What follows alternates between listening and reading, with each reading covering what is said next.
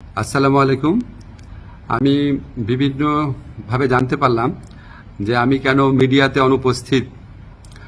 এটা নিয়ে সোশ্যাল মিডিয়াতে বিশেষ করে বিভিন্ন জল্পনা কল্পনা হচ্ছে এবং কেউ কেউ এই ধরনের আজগুবি কথাও বলছেন যে আমি নাকি বিদেশে চলে যাচ্ছি। আমি সবাইকে আশ্বস্ত করতে চাই যে এই ধরনের কোনো পরিকল্পনা এমনকি চিন্তাও আমার মাথায় নাই, প্রশ্নই আসে না।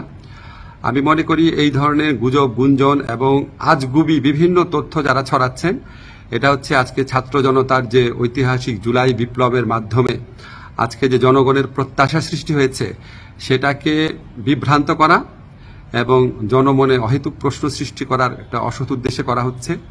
আপনারা কেউ বিভ্রান্ত হবেন না।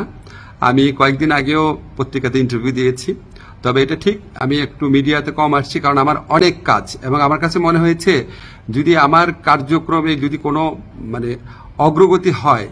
এনজিওর কিস্তি প্রথমবার বিকাশ পেমেন্ট করলেই 20 টাকা ইনস্ট্যান্ট ক্যাশব্যাক, সেটা আমি জানাবো। অহেতুক এখন তো আমি আর টক শো এর মানুষ না, এখন আমাকে কাজ করতে হবে, কাজটাতে বেশি কনসেন্ট্রেট করতে হবে।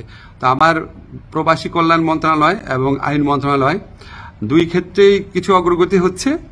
অল্প কিছুদিনের মধ্যে আপনাদেরকে অগ্রগতিগুলো জানাবো। আর এই ধরনের গুজব গুঞ্জন যারা রটাচ্ছে তাদেরকে আমি অনুরোধ করব মিনিমাম ইনভেস্টিগেশন করে তারপর এগুলি বলেন, না হলে মানুষ তো আপনাদেরকে মিথ্যাবাদী ভাববে, ঠিক না? এগুলি করা উচিত না। বাংলাদেশকে একটা নতুন বাংলাদেশ গড়ার জন্য, রাষ্ট্র সংস্কার করার জন্য আপনারা বরং পজিটিভলি আমাদেরকে সাজেস্ট করবেন, ভুল হলে বলবেন। একদম সম্পূর্ণ আপনার আজগুবি, একদম অবিশ্বাস্য অকল্পনীয় তথ্য এগুলি দেওয়া তো কোনো মানে হয় না, এটা এক ধরনের চরিত্র হননও। তো এগুলি করা ঠিক না।